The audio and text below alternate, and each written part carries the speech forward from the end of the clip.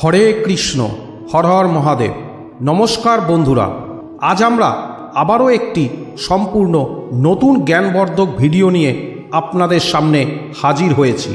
তা বন্ধুরা, আজকের ভিডিওর মূল বিষয়বস্তু হল সৃষ্টিকর্তা নারীকে সৃষ্টি করতে গিয়ে কোন জিনিসটি নারীর শরীরে প্রদান করেননি, অর্থাৎ নারীর শরীরে কোন জিনিসটি অভাব রেখে দিয়েছেন এবং ভগবান সেই জিনিসটি নারীর শরীরে অভাব রেখেছেন কি ভুলবশত না ইচ্ছে করেই। এই সম্বন্ধে ভগবান শ্রীকৃষ্ণই বা কি বলেছিলেন তার প্রিয় সখা অর্জুনকে। তাই বন্ধুরা, আজকের ঘটনাটি আমাদের সকলের জানা খুবই জরুরি। তাই কাহিনী সম্পর্কিত তথ্যগুলি ভালোভাবে জানতে ভিডিওটি শেষ পর্যন্ত দেখুন।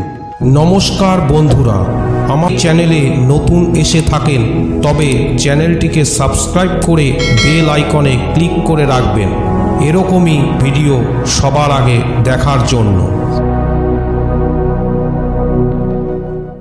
বন্ধুরা, নিশ্চয়ই বুঝতে পেরেছেন আমি আজ কোন বিষয়ে কথা বলতে যাচ্ছি।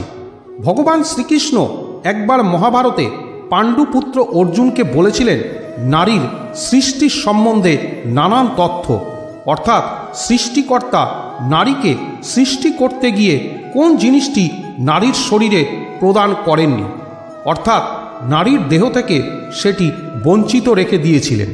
বন্ধুরা, নারীকে বলা হয় জগৎ জননী মা।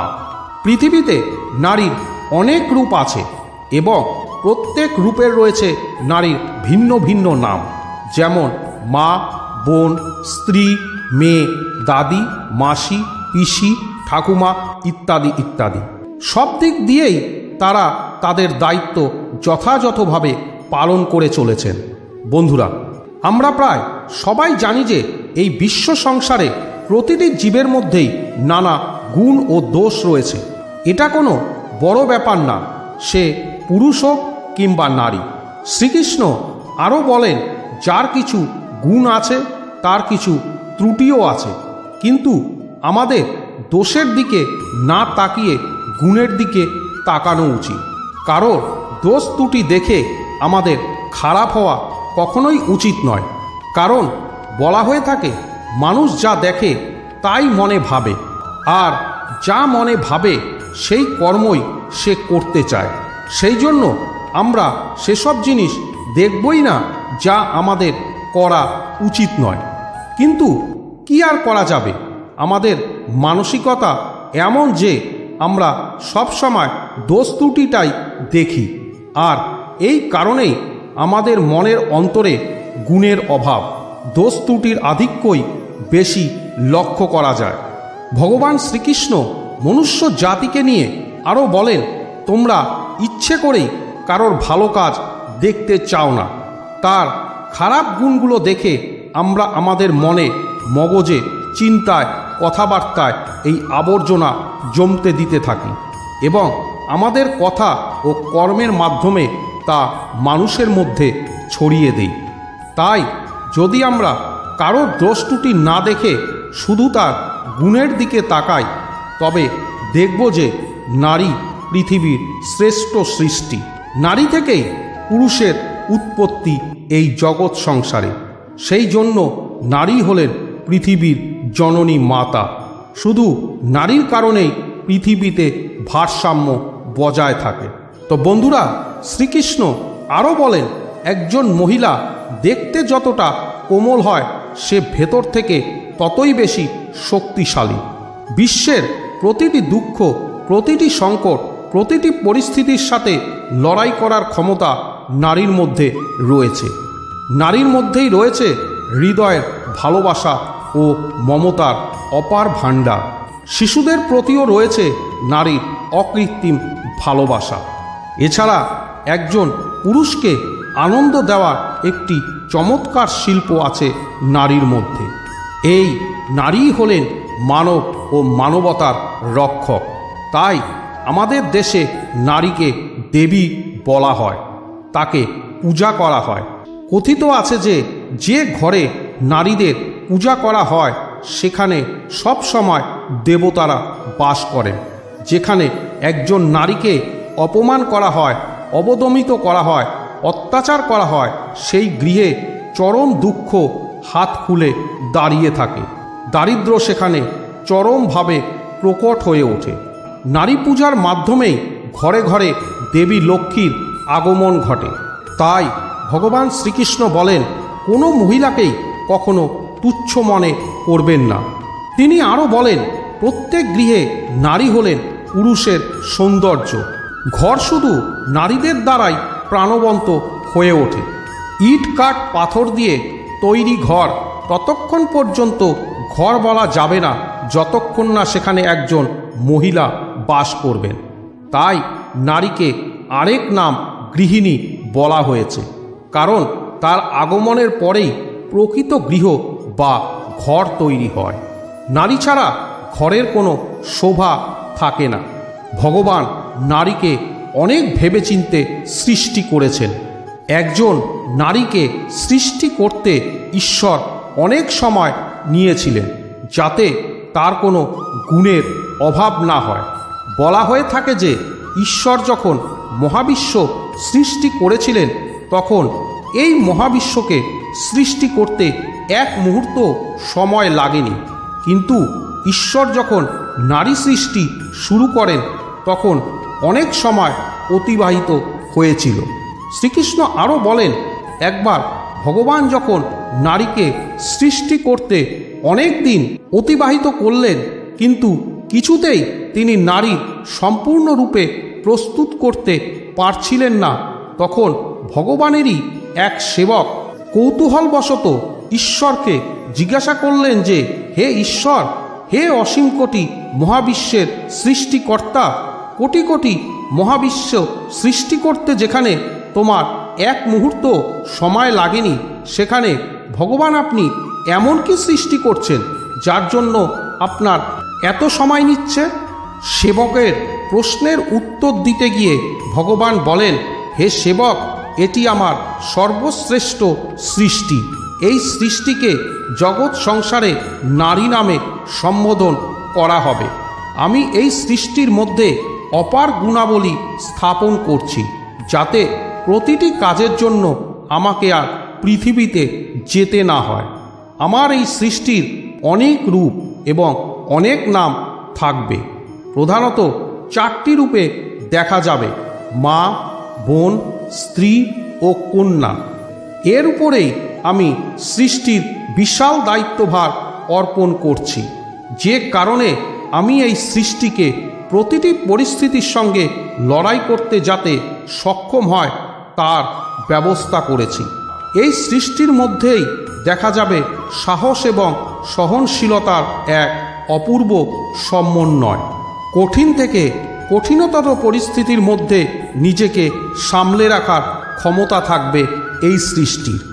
এই সৃষ্টি সকল প্রকার প্রতিকূলতার সাথে লড়াই করবে এবং অনেক ধরনের দুঃখ কষ্ট সহ্য করে সব সময় সবাইকে খুশি রাখার চেষ্টা করবে এবং তার পরিবার এবং তার সন্তানদের জন্য তার গোটা জীবন সমর্পণ করবেন। কিছু কিছু ক্ষেত্রে এমন একটা সময় আসবে যখন হয়তো সে ভেঙে চুরমার হয়ে যাবে, কিন্তু তারপরেও নিজেকে আবার নিয়ন্ত্রণ করে সে নতুন জীবন সঞ্চার করবে। এই সৃষ্টির আরেকটি বিশেষ গুণ এরকম থাকবে যে ব্যথা বেদনা ও অসুস্থতা ও দুঃখ কষ্ট সহ্য করেও এটি তার দায়িত্ব ও কর্তব্য সারা জীবন পালন করতে থাকবে। বন্ধুরা, ভগবানের মুখে মহিলার সহনশীলতা এবং কর্তব্যের প্রতি নিষ্ঠার কথা শুনে ভগবানের সেবকটি অবাক হয়ে গেল যে তার চেহারা তো সম্পূর্ণ পুরুষ মানুষের মতো। 2 হাত, 2 পা, চোখ, নাক, কান, মুখ সবই পুরুষের মতো। তাহলে কি করে শুধুমাত্র এই 2 হাত দিয়ে সৃষ্টির এত সব কিছু করতে পারবে? ঈশ্বর বললেন, হে সেবক, সে দেখতে একজন পুরুষের মতো, তবুও তার এই সব করার ক্ষমতা থাকবে। তাই এটাকে আমার অপূর্ব সৃষ্টি বলা হবে। ঈশ্বরের কথা শুনে সেবক সেই সৃষ্টিকে স্পর্শ করলেন এই ভেবে যে, দেখি তো এটা কতটা কঠিন যে জীবনে সে এত বড় বড় দুর্যোগ সহ্য করতে পারবে। যখন তিনি সেই সৃষ্টিকে স্পর্শ করেন তখন দেখলেন এটি খুব নরম ছিল। তিনি সোজাসুজি হাসলেন। এরপর ভগবান জিজ্ঞাসা করলেন, হাসছেন কেন? তখন সেবক বললেন, প্রভু, আপনি বলছেন যে এই সৃষ্টি যে কোনো পরিস্থিতিতে লড়াই করতে পারেন, কিন্তু আপনি সৃষ্টি করেছেন যা তা খুবই সূক্ষ্ম এবং কোমল। এই ভেবে আমি হাসছি, সে কিভাবে সব পরিস্থিতির সঙ্গে লড়াই করতে পারবে। আমি ভেবেছিলাম সে পুরুষের চেয়েও অনেক বেশি শক্ত হবে, কিন্তু তুমি তাকে তো ফুলের মতো নরম করে দিয়েছ। তখন ভগবান বললেন, বৎস, এটাই আমার এই সৃষ্টির বিশেষত্ব। এটি বাইরে থেকে যত নরম হবে, ভেতর থেকে ততই বেশি শক্তিশালী হবে। আপনারা তার সাহস, ধৈর্য ও সহনশীলতা বাইরে থেকে দেখবেন আর অবাক হবেন। এই কথা শুনে সেবকের মনে সেই সৃষ্টির সম্পর্কে আরও জানার কৌতূহল বেড়ে গেল। জিজ্ঞেস করতে লাগলেন, হে ভগবান, সে কি পুরুষের মতো চিন্তা করতেও পারবে, নাকি তার এই বিশেষ গুণগুলো থাকবে? ভগবান বললেন, বৎস, এতে চিন্তা করার ক্ষমতা এবং যে কোনো সমস্যা সমাধানের ক্ষমতাও হবে বিস্ময়কর। এরপর সেবক খেয়াল করে দেখলেন ওই সৃষ্টির গালে জলের চিহ্ন রয়েছে। যখন সে তার গাল স্পর্শ করল, তার গালে সত্যিই প্রচুর জল ছিল। সেবক জিজ্ঞাসা করলেন, হে প্রভু, তার গাল বেয়ে জল পড়ছে কেন? তখন ভগবান বললেন, বৎস, এই জল তার চোখ থেকে অশ্রুর জল। এই জল তখনই বের হবে যখন ভেতর থেকে এই সৃষ্টি অসুখী হবে, যখন তার ভেতরে এক ধরনের যন্ত্রণা থাকবে, সেটা শারীরিক হোক কিংবা মানসিক। সে সময় এই কান্নার মধ্যে দিয়ে সে তার দুঃখ প্রকাশ করবে। তার মনের সমস্ত কষ্ট কান্নার আকারে বেরিয়ে আসবে এবং সে আবার আগের মতনই পুনরায় শক্তিশালী হয়ে উঠবে। নিজের দুঃখ ভুলে যাওয়ার জন্য এইটিই হবে সর্বোত্তম মাধ্যম। সে তার চোখের জল দিয়েই অনেক বড় বড় মানুষকেও মাথা নত করতে পারবে। তিনি এই অশ্রুকে তার অস্ত্রের মতো ব্যবহার করতে পারবেন। ভগবানের মুখে এই সমস্ত কথা শুনে সেবক বললেন, হে ঈশ্বর, সত্যিই আপনি মহান। নারীর এই অপূর্ব সৃষ্টি করে তুমি পৃথিবীকে সাজিয়েছ। পৃথিবীতে পাঠানো হয়েছে এক অমূল্য রত্ন। আর এটা সত্যি বন্ধু, একজন নারীর ত্যাগ, বলিদান, সাহস ও সহনশীলতা সত্যি বিস্ময়কর ও অকল্পনীয়।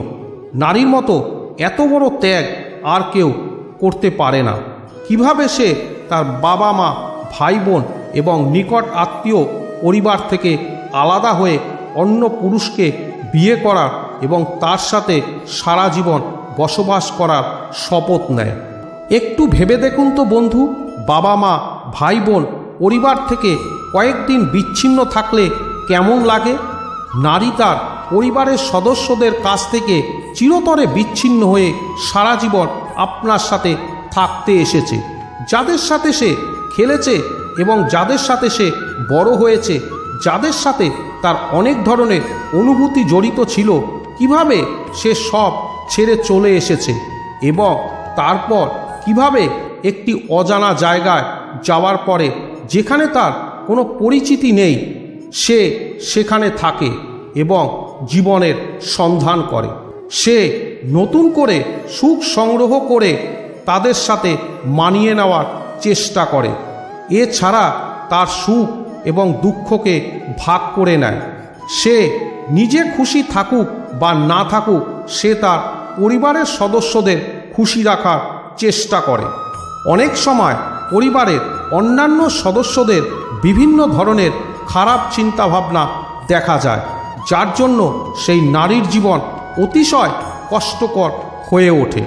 পরিবারের লোকেদের সাথে মানিয়ে নেওয়ার সে আপ্রাণ চেষ্টা করে, কিন্তু অনেক সময় না পেরে পরিবারের লোকেদের খারাপ আচরণের কারণে জীবন পর্যন্ত বিসর্জন দিতে হয়। ধন্য তুমি নারী শক্তি, যে সৃষ্টিকর্তা তোমাকে এত কষ্ট সহ্য করার শক্তি দিয়েছেন। এছাড়া প্রতি মাসে মাসিক ধর্মের কষ্ট সহ্য করা সন্তান যখন গর্ভে আসে তখন তাকে নানান ধরনের যন্ত্রণা সহ্য করতে হয় এবং প্রসবের সময় যে ভয়ানক যন্ত্রণার মধ্যে দিয়ে যেতে হয় তা আসলে সাক্ষাৎ মৃত্যুরই অন্য রূপ। এরপর শিশুটি নিরাপদে জন্ম নিলে তার লালন পালনে অনেক কষ্ট সহ্য করতে হয় এবং তার জন্য নিজের সুখও বিসর্জন দিতে হয়। তিনি নিজে দুঃখ বহন করেন এবং সন্তানকে দুঃখ থেকে রক্ষা করেন। নারীর এই ত্যাগ ও বলিদান খুবই আশ্চর্যজনক। সত্যি নারী ঈশ্বরের সর্বশ্রেষ্ঠ সৃষ্টি। বন্ধুরা, এরপর ঈশ্বরের সেবক বললেন, হে প্রভু, আপনি একজন নারী সৃষ্টিতে এত সময় ব্যয় করেছেন, তাহলে এই সৃষ্টি কি আপনার সম্পূর্ণ নিখুঁত সৃষ্টি, অর্থাৎ যার মধ্যে কোনো কমতি নেই? তখন ভগবান বললেন, না, এর মধ্যেও একটা জিনিস এখনও বাদ পড়ে গেছে। এই সৃষ্টি সবার জন্য আনন্দের কারণ হয়ে উঠবে, সবাইকে খুশি রাখার চেষ্টা করবে। ওই নারী তার পরিবারের জন্য সাহস যোগাবেন, কিন্তু নিজেই নিজের গুরুত্ব ভুলে যাবেন। সে তার নিজের মূল্যটাই বুঝতে পারবে না যে বিশ্বের কাছে আমি কতটা মূল্যবান। সে তার জীবন প্রদীপের মতো কাটাবে। প্রদীপের নিচে যেমন অন্ধকার থাকে এবং চারদিক আলোকিত করে, তেমনি একজন নারীর জীবনও সেই রকমই হবে, যে নিজের জন্য কম এবং অন্যের সুখের জন্য বেশি বাঁচে। সে পরিবারের সুখের জন্য, অন্যের সুখের জন্য নিজে কষ্ট সহ্য করে। বন্ধুরা, নারী আসলেই ঈশ্বরের দেওয়া জগৎ সংসারে এক অপূর্ব উপহার। প্রতিটি গুণেই তিনি নিখুঁত। তাই আমাদের কখনো নারীকে অপমান করা উচিত নয়, তাকে কখনোই আঘাত করা উচিত নয়। একজন মহিলাকে সর্বদা সম্মান করা উচিত, সে যে রূপেই থাকুক না কেন। সবশেষে বলি বন্ধু, আপনাদের ভগবানের প্রতি মনের ভক্তি যদি সত্যি হয়ে থাকে, তাহলে ভগবানের এই মোটিভেশনাল ভিডিওতে ভক্তি করে একটি লাইক এবং সাবস্ক্রাইব করে যাবেন এবং কমেন্ট বক্সে অবশ্যই লিখবেন হর হর মহাদেব এবং জয় শ্রীকৃষ্ণ। এরই সাথে ভগবান যেন আপনার এবং আপনার পরিবারের ওপর সদা সর্বদা তার কৃপা দৃষ্টি যেন বজায় রাখে। তা বন্ধুরা, আজকের ভিডিওটি কেমন লাগলো কমেন্ট করে জানান। সবশেষে আজকের প্রশ্নটি হলো, সমুদ্র মন্থনে ওঠা বিষ পানের পর শিবকে কোন নামে জানা যায়? মহাদেব, মহাকাল, নীলকণ্ঠ। নমস্কার বন্ধুরা, আজ এ পর্যন্তই। আজকের ভিডিওটি ভালো লাগলে একটি লাইক করুন। এরকমই পরবর্তী ভিডিওগুলোতে নানা জানা অজানা তথ্য পেতে চ্যানেলটিকে সাবস্ক্রাইব করে রাখুন। ধন্যবাদ।